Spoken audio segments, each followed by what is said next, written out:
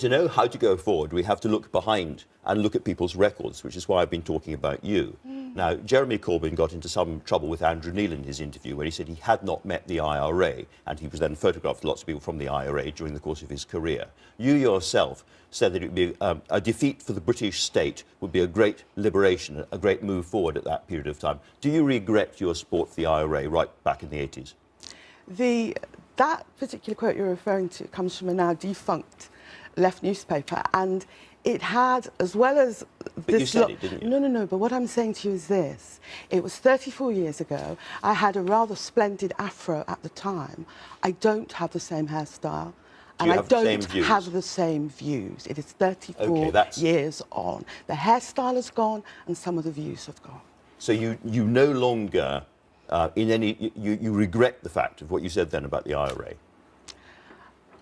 The hairstyle has gone, the views have gone. We've all moved on in 34 years, haven't you, Andrew? We've all moved on. I'm just wondering, do you regret what you said about the IRA at the height of the bombing? What specifically do you want me to regret?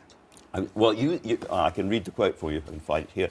Basically, what you said was that a defeat of the IRA would be devastating for the British people, and it was a defeat for the British state was a good thing, you said, at the time when the IRA was attacking the British state. And you said that the reason for the violence was entirely caused by the British presence in Northern Ireland. I'm saying, do you think those statements now are wrong?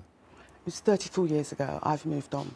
You've moved on. All right. I've got the quote here, finally. You said, the Ireland is our struggle. Every defeat of the British state is a victory for all of us. A defeat in Northern Ireland will be a defeat indeed, was the quote.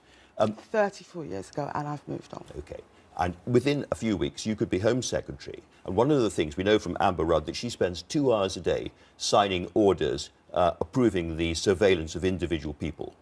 Would you be prepared to sit there now and do that? Of course, if the evidence was presented to me. Remember, I was a Home Office civil servant. I know how these things work.